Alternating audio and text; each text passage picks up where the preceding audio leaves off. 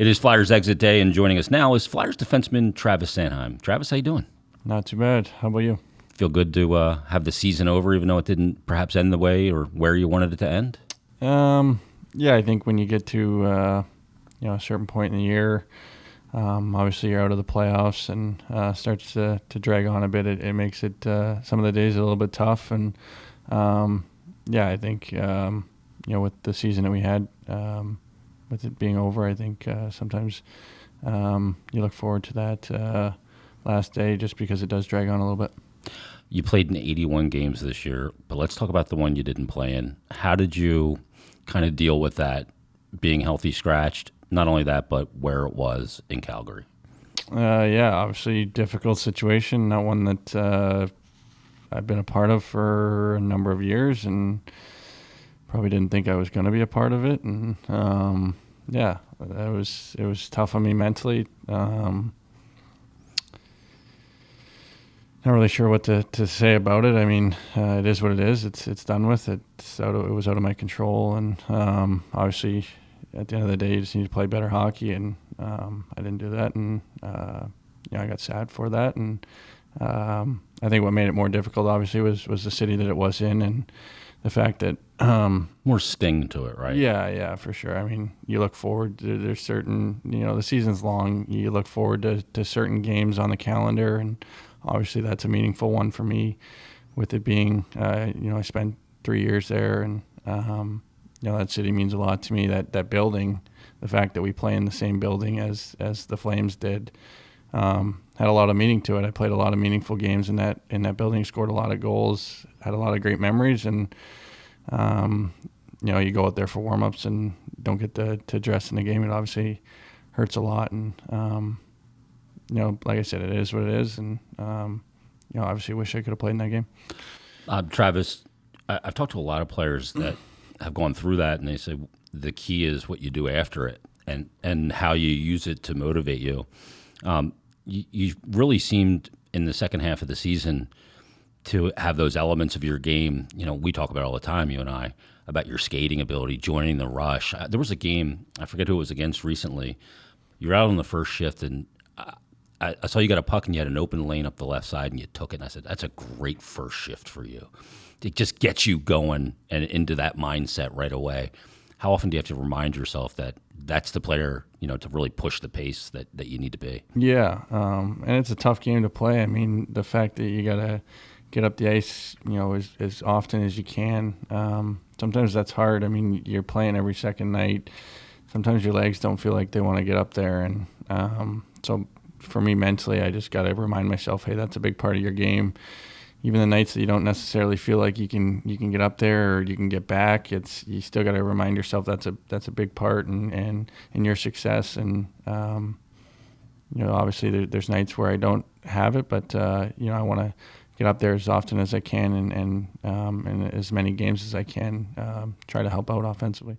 I think in that same game there was a moment in the third period where you were almost running the offense from the half wall. You look like Giroux on the power play. And I'm sitting there thinking to myself, boy, you wouldn't have seen this 10 years ago in the NHL where a D-man was kind of positioned there. Do you have to think about the position differently a lot of times now because of how the NHL game has evolved? Yeah. That's bizarre, right? Yeah, it is. Yeah. And it's continued more and more every season. There's more and more defensemen that are up in the rush, that are controlling the play. And, to this day, I'm learning from all these young guys, the Makars, the Hughes, the Heiskanens, all these guys that you play against, trying to pick up on little things that these guys are doing that are making them successful. And it's a big part in today's game. If your D can't get up in the rush and play offensively, your three forwards aren't creating enough. Team systems are too good nowadays that if you don't have those extra guys getting up there and creating those odd man rushes, it's pretty hard to create offense. One of the things that Torts mentioned to us before a game in one of our meetings was when you guys activate in the offensive zone, he doesn't want you just getting into the zone and then abandoning and going back. I'm a D-man. I got to get back to the blue line. And I really saw it in the second half where I saw a lot of the defensemen, yourself included, where if there was still pressure or to make yourself an option, you don't just retreat to the blue line and you got to rely on your center or a winger picking up your position. Yeah, I think that's sometimes the toughest part is going in and well, sometimes hoping that your forward's going to cover you up because, I mean, that's not their normal position. They're not used to being back there. So, but the more and more that you do it and you trust your forwards, I think you get rewarded more often than not. And yeah, I think just picking your chances and obviously there's times where you can stay in because you can extend a play and maybe you're an outlet or maybe you can step down and turn over a puck. And those are all the things that are in today's game that maybe weren't a few years ago. One of the things, Travis, with this team is there's a lot of young guys. You're a young guy too. Is there a special bond with the young group to really get this thing moving in the right direction? And I really liked at the end of the year that in a lot of the games where you guys really battled and showed tenacity, it wasn't just veteran players, it was young guys pushing it and showing up all over the score sheet, yourself included. How much, is that group bonded together to lead this in the right direction? Yeah. Obviously, I think with the direction that we're heading, that's what we need to happen. And I think it took some guys a little bit of time, but I think towards the middle half and into the second half, like you mentioned, guys really started to take off. And to me, they just look comfortable. They look like they belonged in this league.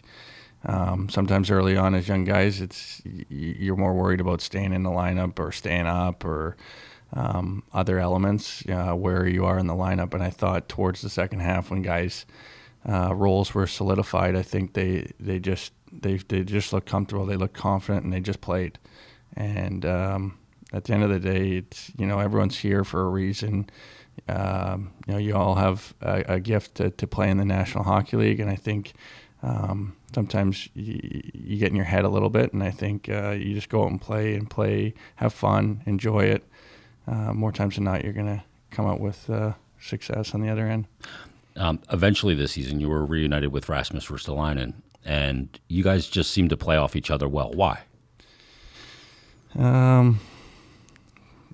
Probably mainly because he's telling me just to carry the mail, and he's going to be back there supporting me. So it's predictability, right?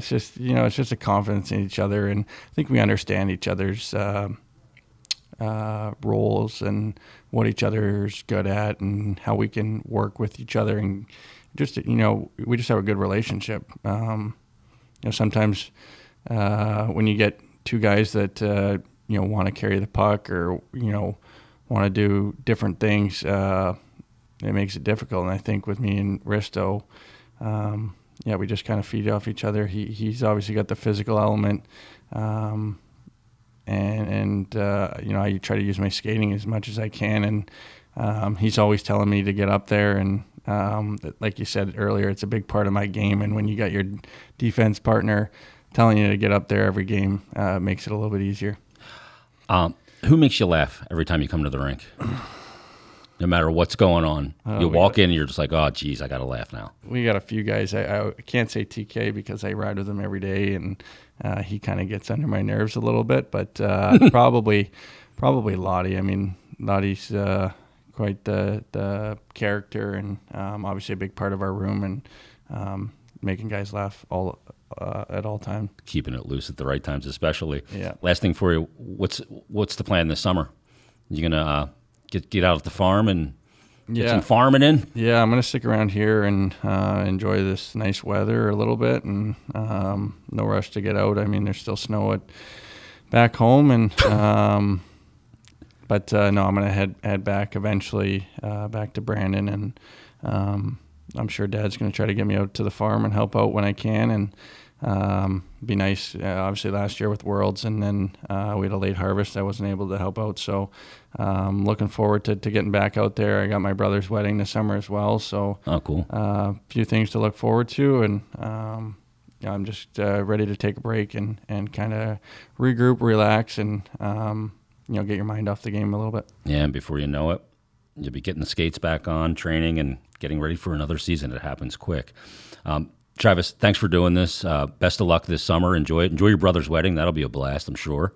Are you in charge of the bachelor party? I am, yeah. Uh-oh. And, yeah, I'm the best man, so I got to get a speech ready, I guess, too. So. Boy, you signed that contract. Bet you got to come through with a good bachelor party We'll see. when you sign for all those sheets. Yeah, exactly.